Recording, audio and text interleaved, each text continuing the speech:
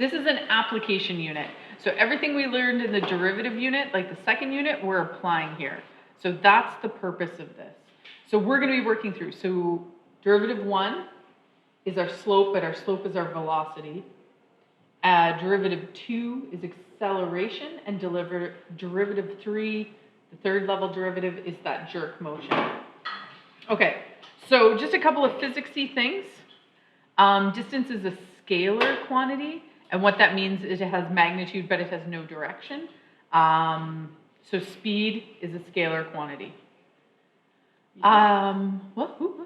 Physics, like, why is it coming back? Physics is in everything. Math and physics are like this perfect meld of wonderfulness all together. You learn the pure math on this end, and then you do the application math in physics. It's really pretty magical. Displacement, though, is a measurement between 2 points, but it has magnitude and direction. So it's a vector quantity. So scalar doesn't have direction. Vectors do have direction. So this is my favorite example, like the signs going down to Winnipeg don't tell you you're negative 500 kilometers away. Whether you're going up or down the highway, they're all positive. So if we look at the total distance traveled, if I'm traveling 750 kilometers from Thompson to Winnipeg and then back home to Thompson, we're just going to have 750 plus 750 equals our 1,500 kilometers. That's how far, that's the distance that I've traveled, because distance isn't a vector quantity. It doesn't have direction. If we talk about displacement, zero, because I end up where I started from. I haven't really, according to a vector quantity, I haven't really gone anywhere. So if I'm born in Timmins and I die in Timmins, or get murdered in Timmins. Why do you have to get murdered? Why can't you just pass away nicely? Okay, yeah, so my displacement is going to be 0. Your displacement is going to be 0. Where you started is where you finished. Or like, say if I get murdered here, and I was in the same place 3 years ago. I love it. So instantaneous velocity versus instantaneous velocity. When we're looking at velocity, and especially instantaneous velocity, we're looking at a particular place. We've done the average velocity. And that is your D2. Do you remember your D2 that you didn't enjoy, Rahat? Yeah. What, do you remember the formula for it? Oh, yeah, I know. I deleted it out of my brain.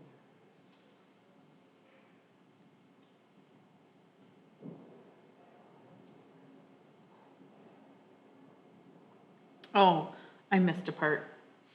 The limit part? I missed the limit part. I don't know where to put that. The limit as h approaches 0, because we want that to get closer and closer together. Sorry, that should be in here, and I'm not using an erasable pen.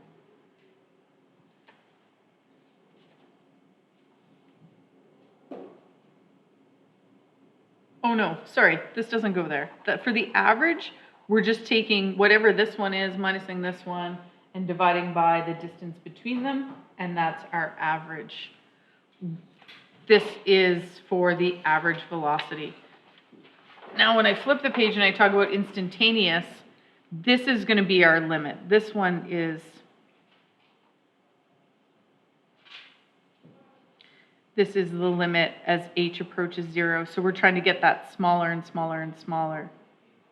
Oh, sorry, did I go too fast there? I just willy-nilly was. Let me go back. It's just this without this. You seem very excited. Me?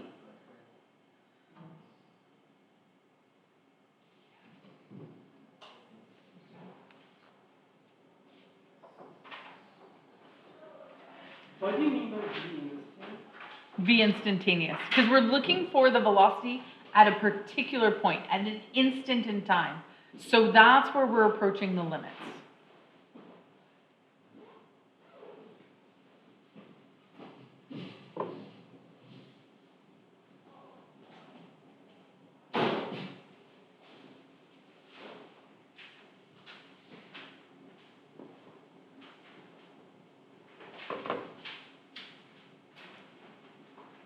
Okay. So the difference between, if I just want the average velocity, I'm just gonna do slope. If I want the instantaneous velocity, but we've talked about this before, we just didn't give it that name, the instantaneous velocity at that point of tangency, that's at a particular point. So it's the instant, I wanna know the velocity at that particular instant. Okay, these questions are lengthy, but they're not hard. This is a really reasonable one. Okay, so the displacement.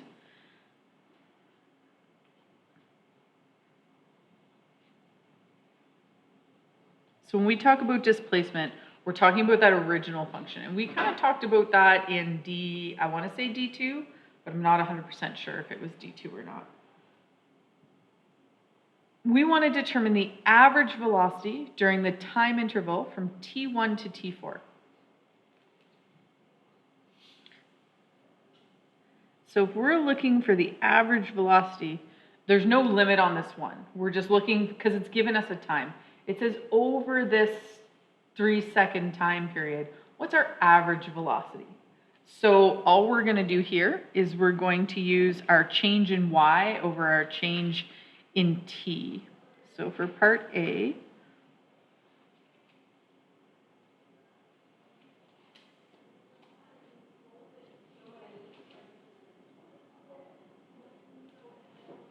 and it's not the change in x just because this equation has it, well, I guess this should be s then. Shouldn't be y. So the change in s over the change in t, which would just be your y over your x. So we've got to do some math first. So we know t is 1. What's s?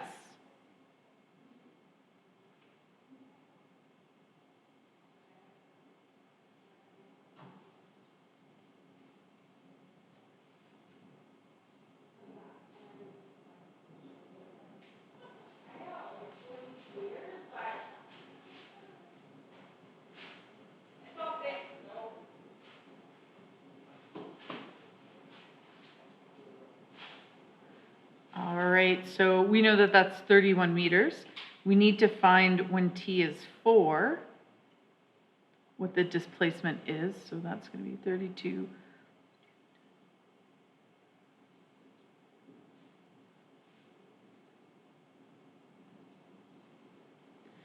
Uh, 16 times 2 is 32. What's 4 cubed? 64?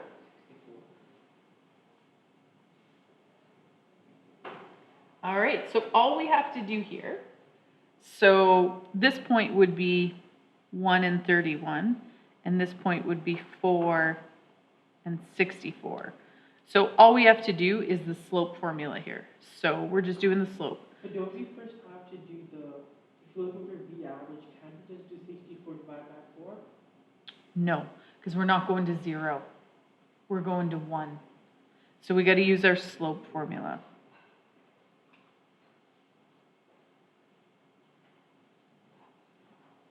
And so if we remember from our slope formula, not SOAP formula, the coordinate pairs have to be stacked on top of each other.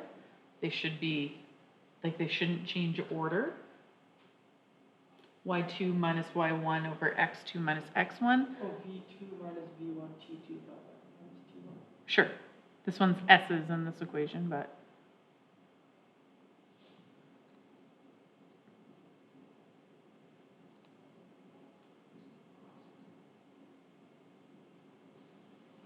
So this would be 11 meters per second is my average velocity.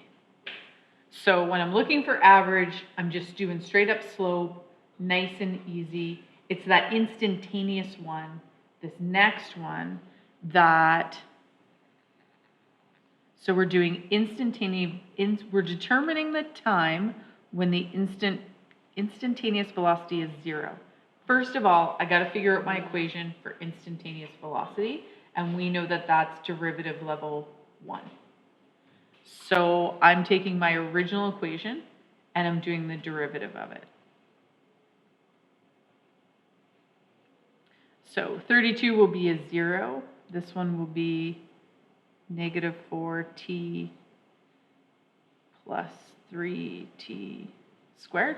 So I'm just using my rules from D3. I'm saying that with like 90% confidence. And it says where the instantaneous velocity is 0. So 0 equals negative 4t plus 3t squared. If I want to solve this, the first thing I'm going to have to do is factor. Murder the one of the t's. I don't think I'm going to murder it. I'm going to common factor it out.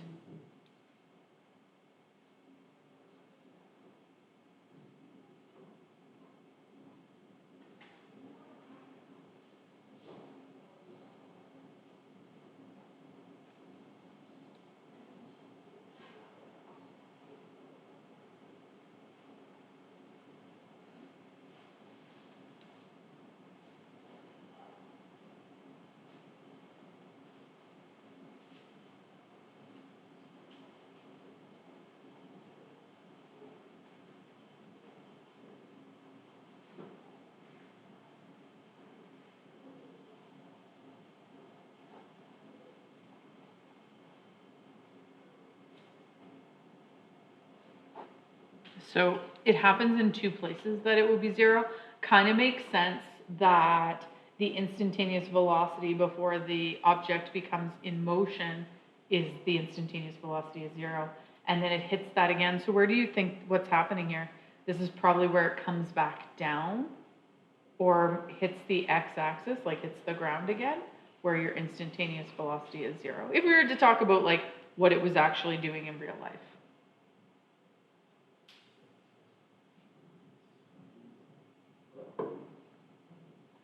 Okay. Am I good to flip the page? All right. So this is what your assignment is mostly going to look like. It's like one question per page with a million parts, and there's only 2 questions on it. They just have a million parts, but it's just going through it piece by piece. So again, displacement is the original function. The displacement of y in centimeters of a particle at any time t in seconds is given by this. So determine the displacement for the time 0, 1, 2, 3, and 5 seconds. So that's exactly what we just did. We know the times, and we're looking for the displacement. So we're going to use the original function. We're just looking for what the y value is in centimeters at this time. So when t is equal to 0,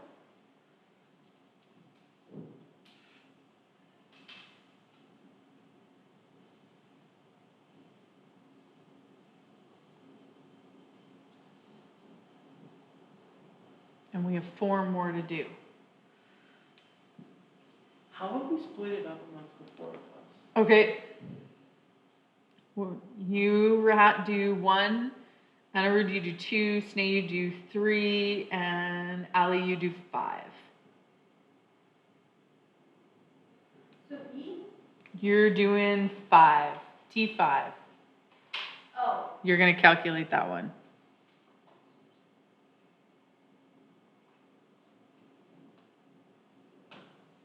Teamwork. Smart.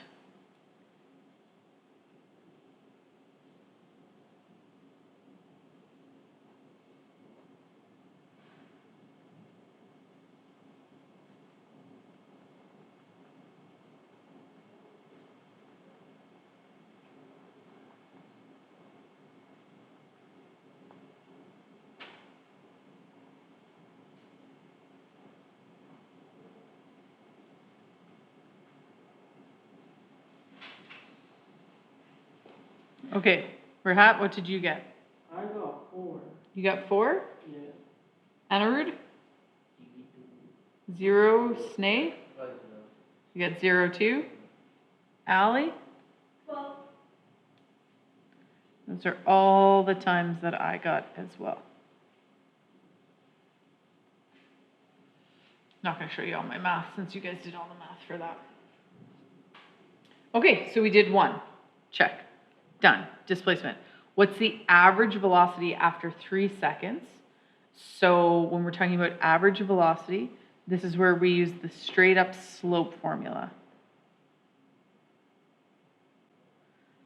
So, and that's because it's an average velocity. And we're looking after 3 seconds. So what we're looking at for this is the change in y over the change in t, but we're looking at where it started from at t0 after 3 seconds. You need 2 points here. So the 2 points that you would be using would be 0 and 12, and 3 seconds was 3 and 0, right? So where you started from, because it says after 3 seconds, so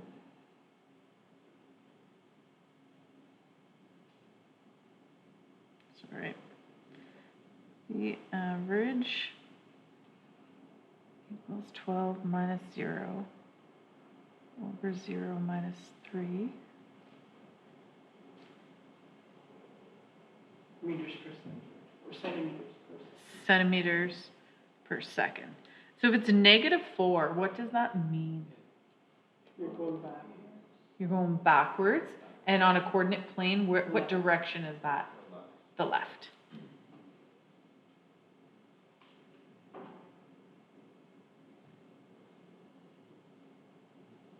If it's positive, I'm moving right. Okay, so we did that. Instantaneous velocity. So now, this is where we're doing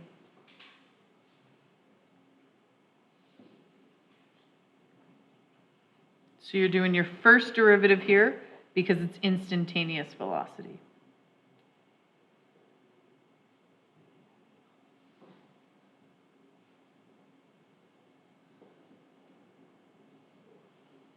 So first thing I did was find my derivative, right? And it wants it when t is equal to 5.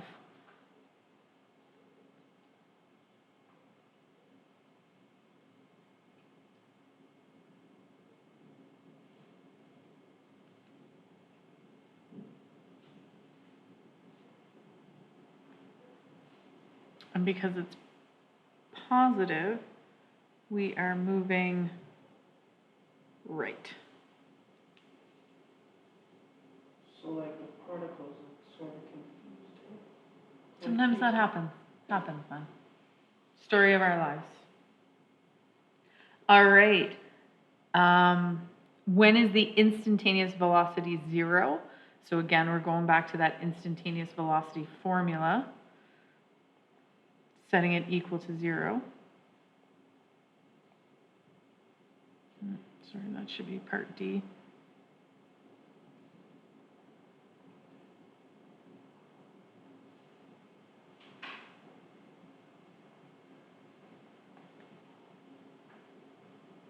So that would be, at 5/2 seconds, or 2.5 seconds if you want to use decimals.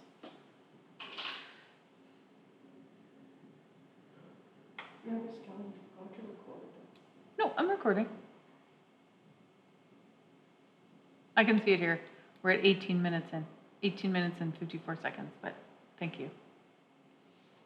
Okay, so when is the velocity negative and when is it positive?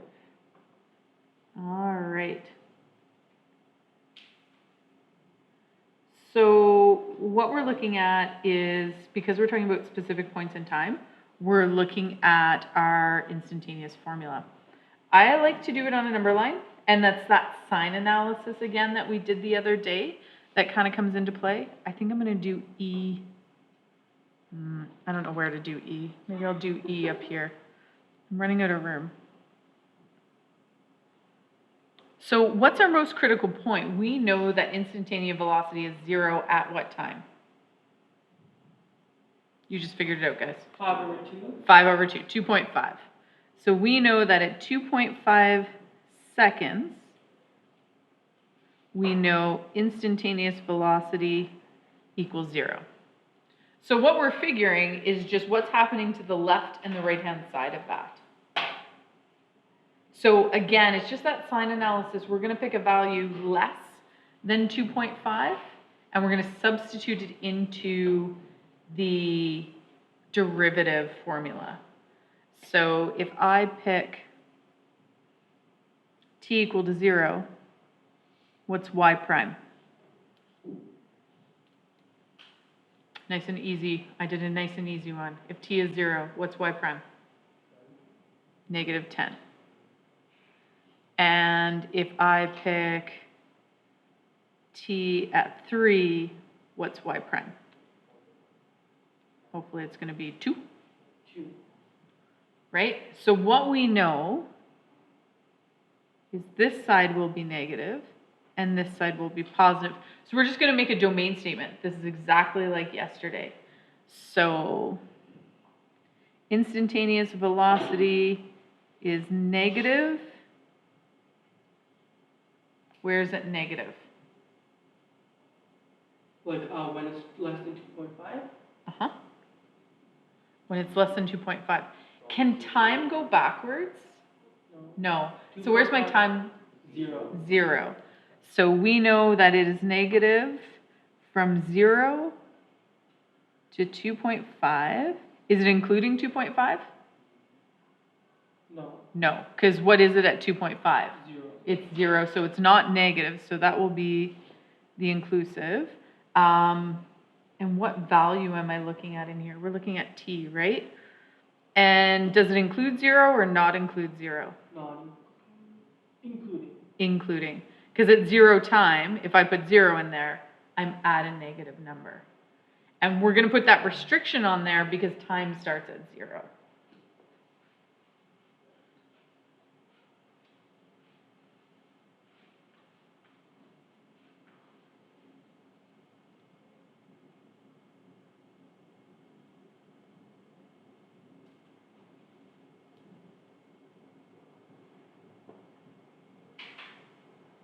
How do you feel about those two things? Because time can go on forever, so we have no upper limit, but we definitely have a lower limit. Holy Hannah, haven't left us a ton of room. When does the particle reverse directions? At 2.5, right? Yep. So it's not a lot of math. It's not hard math, it's just figuring out what to use when that is a little bit confusing. Whoa, whoa. You worry me sometimes.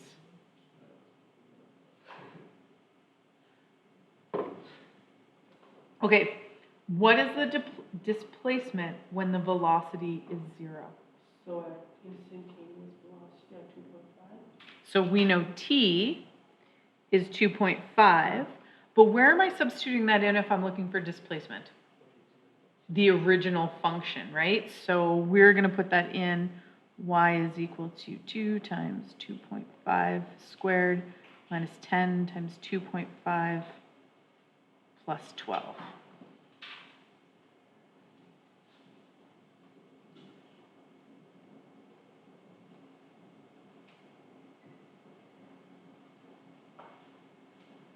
Minus 0.5?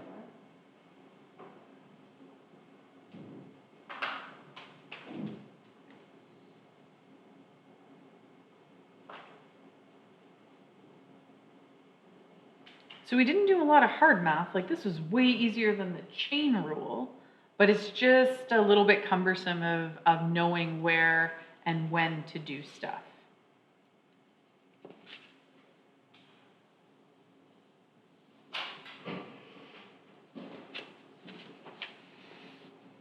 Okay, am I good to flip the page? Are you guys still writing? Sorry.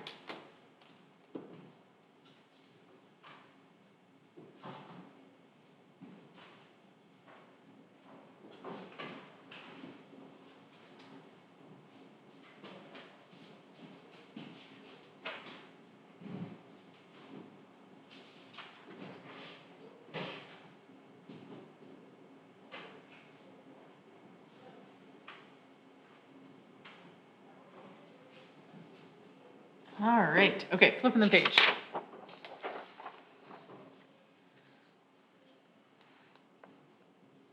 Okay, so acceleration is defined as as the change in velocity per unit of time. So really what I'm looking for is the second derivative. Okay, so when we're talking about acceleration, we're doing a second level derivative. If a car can reach a velocity of 100 kilometers per hour in 10 seconds, calculate the average acceleration. Okay, so remember, the acceleration is just the change in velocity. So we're going to assume that it starts at 0, 0, when time's 0 and speed is 0, or velocity is 0. Does that make sense? So this is where it starts. And then after 10 seconds, we're at 100 kilometers per hour.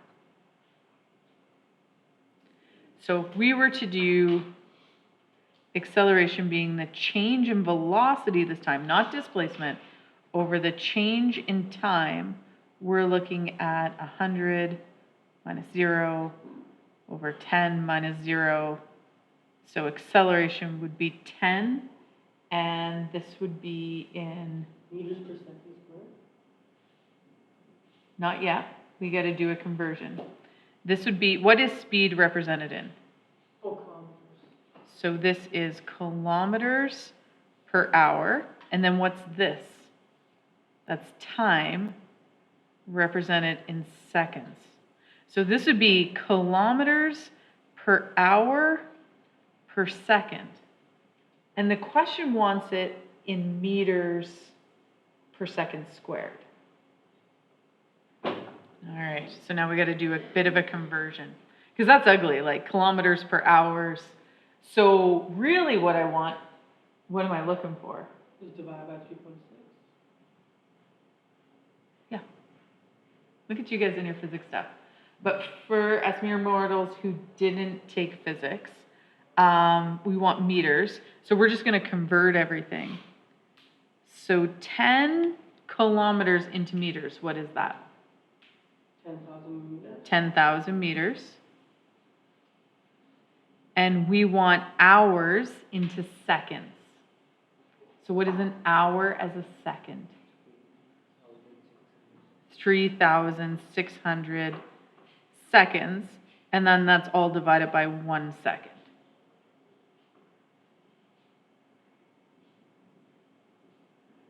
So 100 divided by 36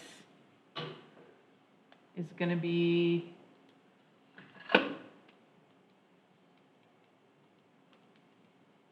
2.78.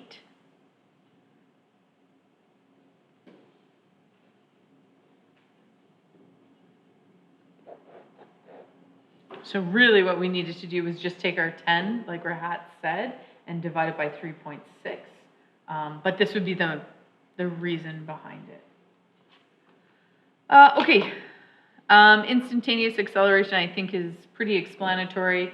It's when we're approaching that point of this time t equals 0. Acceleration, again, is a vector quantity. So negative means that it's decreasing, a positive means that the velocity is increasing. And we know that it's the second derivative. Okay. Here we go again. Long example, and I'm going to try to conserve my room this time. What's the last example? It's the last example. It's page 5 of 5, and it's only taken us 29 minutes to get here. At least that's what the video says. That's not bad for us. So A says determine the velocity function at time t. So it's just asking for the general equation of velocity. So this is the displacement. So velocity is going to be derivative 1.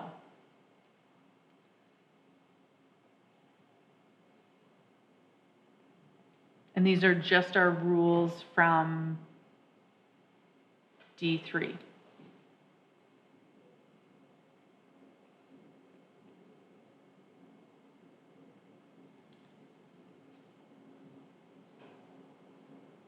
That's pretty good. You could also replace the S prime with velocity if you wanted to do that. I'm going to leave it as derivatives because it's going to help me remember what each level represents. Okay, B says determine the acceleration function at time t. So again, just the general equation. So I'm doing the second level derivative. So I'm doing the derivative of this.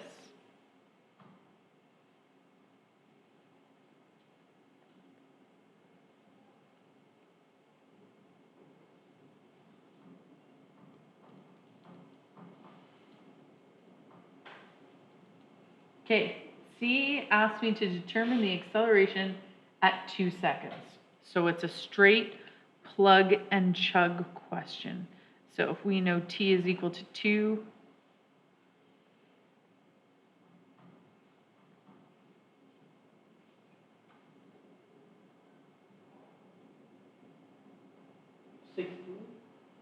pardon? 16, hopefully?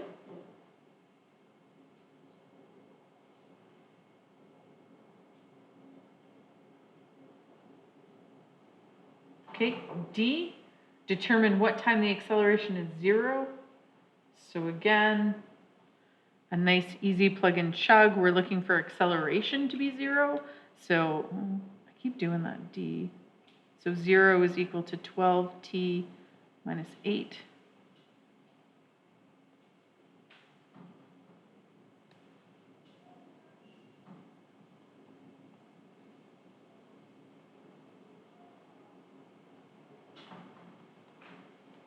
So at 2/3 of a second, we'll have acceleration at 0. And we need that information. We always need this, even if E is asked alone, you'll always need to do D first. So E is sign analysis again. So we know that T at 2/3 seconds has an acceleration of 0. So we have to pick values less than and greater than. 0 of 100, Sure. If we put 0 in there, what do we get? positive. Don't we get negative? Wait, into the acceleration formula or? We're looking at determine where the acceleration changes. Yeah. So when t is 0, we know the acceleration is -8. So that would mean it's negative on this side. And when t is 1, we know acceleration is 4. So determine when the velocity changes. It's going to be that 2/3, and we're going to do the sign analysis. So we know when t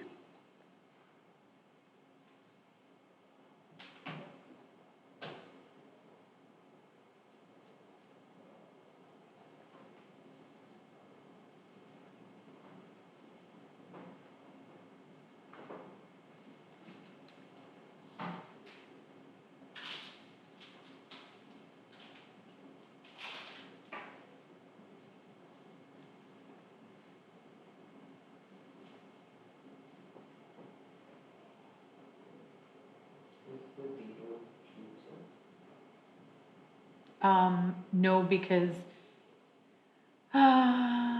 yes, it is, sorry. Yeah, it's inclusive. I was gonna say no, because it's negative, but that's where we want it to be. Yeah, so it's gonna, at time 0, we'd end up with a negative number.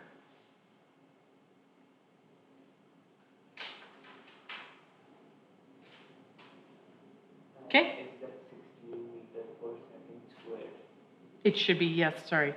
Acceleration is meters per second squared. Okay, and that's it. Like really, it's just applying what words are meaning to the math. So that's all we're doing here. So really, your assignment is 2 questions, 16 marks. Pretty easy to get that done. You could probably even finish it right now.